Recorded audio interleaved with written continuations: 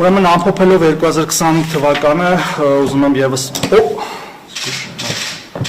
եւս մեկ անգամ նշել, որ մեր քաղաքականությունների առանցքում մարդն է եւ մարդակենտրոն մոտեցումը եւ ամեն ինչ որ իրականացնում ենք բխում է հենց այդ սկզբունքից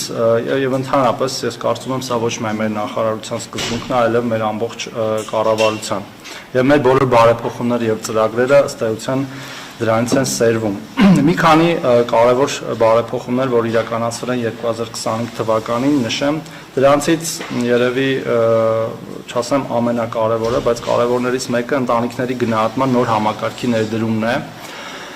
որը հիմա փորձարկվում է Սյունիքի եւ Կոտայքի մարզերում եւ ամփոփելուց հետո փորձարկման արդյունքները հուլիսի 1-ից կտարածվի ամբողջ Հայաստանի Հանրապետության վրա, այսինքն կիրականացվի բոլոր մարզերում եւ Երևան քաղաքում։ Տարբերությունը գործող համակարգից այն է, որ այն ավելի կենտրոնացած է կարիքի վրա եւ ոչ այնքան կարգավիճակի, թեև այդ կարիքի գնահատման մեջ նաեւ դեր ունեն նաեւ ընտանիքի անդամների կամ ընտանիքների կարգավիճակը կամ որոշ կոմպոնենտներ կարգավիճակային, բայց իմաստը այն է, որ գնահատվի իրական կարիքը եւ ոչ թե ձևական իմաստով որոշվի ընտանիքը կարող է լինել կարիքավոր, թե չէ, եւ նաեւ օգնությունը, որը տրամադրվելու է այդ ընտանիքներին, լինի այդ կարիքի վրա հիմնված եւ տրամադրվող օգնության չափը լինի էական, այսինքն համահունչ այդ ընտանիքների կարիքին։ Եվ որպես օրինակ ուզում եմ ասել, որ այդ պիլոտի ընթացքում մեր միջին նպաստը անապահովության մոտավորապես 78000 դրամ է, ի տարբերություն նախկինում գործող շատ ավելի ցածր նպաստների եւ ընդհանուր ունենք մինչեւ 200000 դրամ նպաստ։ Իհարկե բոլոր տեսակի անապահովությունը կանխարգելելու կամ անապահովությունը մեղմելու ծրագրերը մի հիմնական նպատակ պետք է ունենան վերջնական, դա աշխատանքի միջոցով ընտանիքների կենսամակարդակի ապահովումն է եւ ոչ մի կերպ հակառակը, երբ որ ծրագրերը պարզապես այդ ընտանիքներին հավերժ կպահեն աղքատության մեջ եւ նրանք երբեք դուրս չեն գա այդ աղքատությունից։ Եվ մեր այս պիլոտի կոմպոնենտներից մեկն էլ հենց զբաղվածության ծրագրեր առաջարկելն է մեր քաղաքացիներին, ովքեր որ կարող են աշխատել իհարկե, խոսքը չի գնում երեխաների, տարեցների կամ խորը կամ ծանր հաշմանդամություն ունեցող մեր քաղաքացիների մասին։ Այսինքն ամփոփելով այս հատվածը ու եւս մեկ անգամ ուզում եմ շեշտել, որ մենք տեսնում ենք աղքատության հաղթահարման մի բանաձև, դա աշխատանքն է եւ մեր նախարարության անվանումը պատահական չի, որ կոչվում է աշխատանքի եւ սոցիալական հարցերի նախարարություն եւ ոչ թե հակառակը։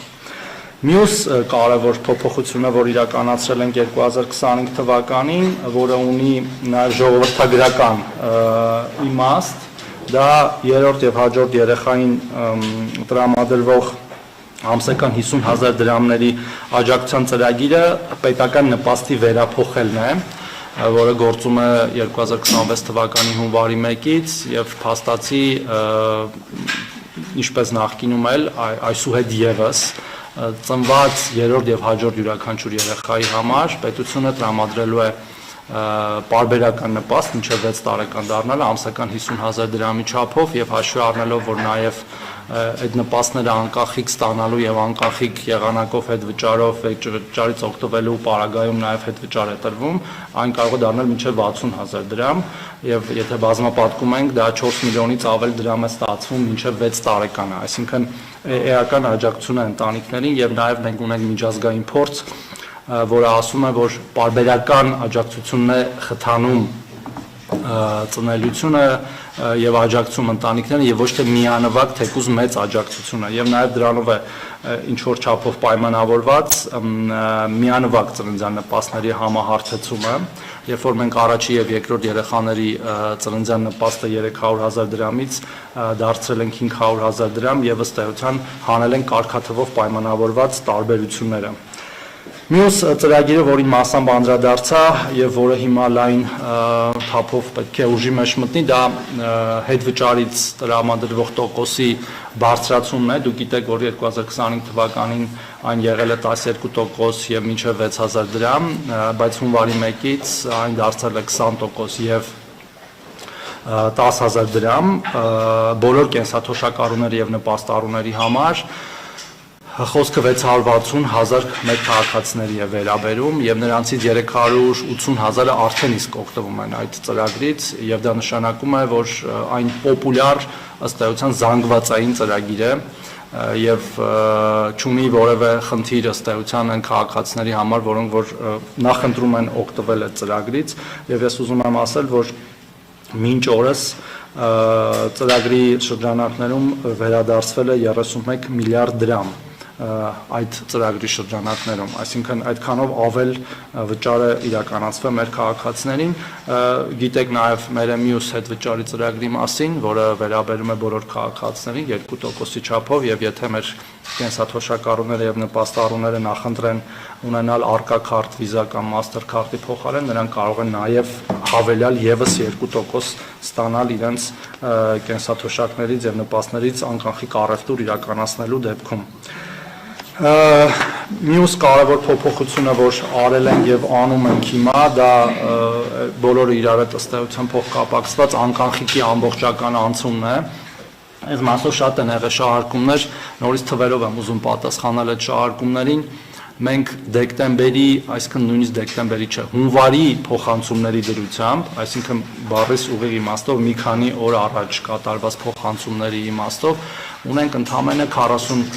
48,000 քաղաքացի, որ մինչ օրս կանխիկով է ստանում իրենց կենսաթոշակը եւ նպաստը իմ նշած 660,000-ից, այսինքն